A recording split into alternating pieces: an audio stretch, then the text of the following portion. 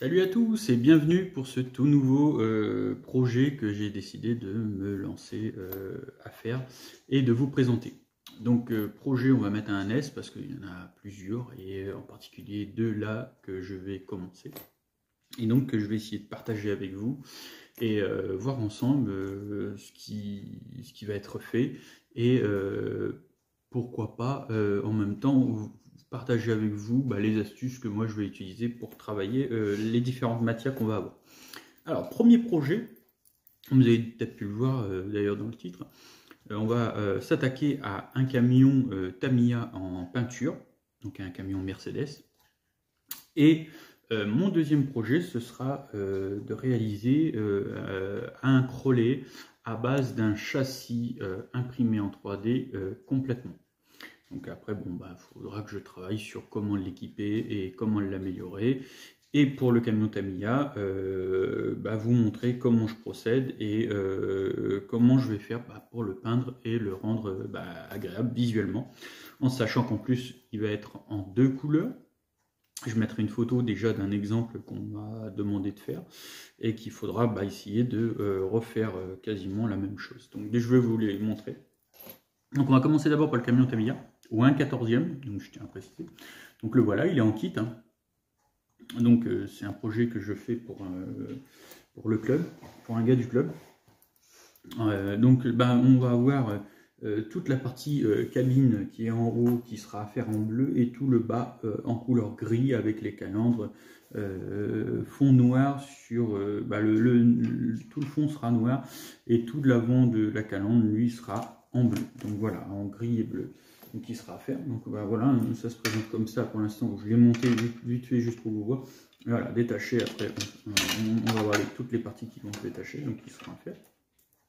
Partie du toit aussi qui se détache. Donc voilà. Donc pour l'instant, il est brut de décoffrage, donc voilà, comme on le reçoit quand il arrive dans son paquet. Donc on va procéder à un ponçage, nettoyer et puis ensuite peinture. Peut-être certains d'entre vous vont me demander est-ce que ça vaut le coup de l'apprêter. Personnellement, moi je ne vais pas apprêter. Pourquoi? Parce que c'est du plastique, donc très peu de chances que ça va rouiller. Pour l'adhérence, c'est tout simple, moi je vais utiliser du Scotch-Brite, donc on appelle ça du Scotch-Brite, c'est comme une sorte de mousse, mais qui vient vraiment, lorsqu'on vient poncer sur du plastique, qui va bien le rayer, et qui va permettre de donner une très bonne accroche. Donc voilà, donc on va faire ça, hop, voilà, je mets les morceaux, donc je vais attaquer, et puis à ce moment-là, je vous mettrai des photos et je ferai une petite vidéo de lorsque je commencerai à poncer, à le préparer et puis à le peindre. Donc voilà, ça ce sera notre premier projet à attaquer dans les jours à venir. Tac. Donc second projet, je ne vais pas trop le bouger parce que comme il n'est pas fixé, il est vraiment brut de décoffrage sorti de l'imprimante 3D. J'ai juste enlevé tous les petits morceaux de l'imprimante 3D. Donc du coup, il restera vraiment à travailler dessus en termes de ponçage et de préparation, la visserie, et étudier vraiment bien comment on va placer le moteur. Je ne sais pas encore quel type de carrosserie il faudra adapter dessus. Bref, on est vraiment au début. Donc je vous le montre. Donc il est là, tac. Donc le voilà. Donc, en grosso modo, j'espère que vous avez pu le voir. Donc pour bien détailler, hop, donc là on a l'arrière. Ici ça va être la boîte où il y aura tout de rangée l'électronique. Donc là on voit bien les petits supports pour la carrosserie, quand elle va venir se poser dessus comme ça. Et là l'avant. Donc l'avant du châssis. Je vais essayer de vous le montrer aussi un peu sur le côté pour voir ce que ça donne. Donc voilà, on voit bien il est séparé à partir d'ici, donc ça a été imprimé. Tac, donc au niveau de l'arrière.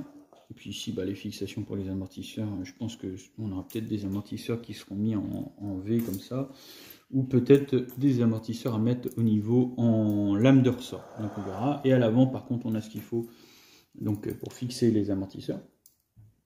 Parce qu'ici, on a un point d'ancrage. Et on va voir s'il ne faut pas mettre une petite patte pour se donner plus de disponibilité pour les amortisseurs. On verra bien. Je sais pas si vous voyez le souci du détail lorsque ça a été imprimé. Il y a même la place où mettre un petit écrou juste dans cette zone-là. Vous allez mettre votre vis de l'autre côté et l'écrou va venir se bloquer dedans. Donc voilà, c'est vraiment pas mal. J'ai trouvé ça vraiment bien. Donc la personne qui a mis le dossier et tout à disponibilité, je ne sais pas si vous pouvez voir, là c'est marqué ZAX, Z-A-X dessus. Donc c'est vraiment pas mal. Donc voilà. Donc on va travailler là-dessus, et puis j'espère pouvoir le sortir bientôt. Donc bon, comme je vous disais, hein, je vais essayer de vous montrer. Voilà, par exemple là on voit en termes de finition, on voit bien que c'est pas encore totalement fini. Donc là, toutes ces zones-là, je vais venir les poncer. Là aussi, pour que ce soit lisse et propre. Et après on mettra des vis et de la colle à chaud pour ma part, pour tout consolider ensemble. Et puis on voit quand même toujours l'imprimante 3D avec une finition d'impression qui est plutôt agréable. Donc voilà. Donc on va tester ça et puis on verra bien. Au niveau de l'empattement, si je ne me trompe pas, je crois qu'on est sur du 313.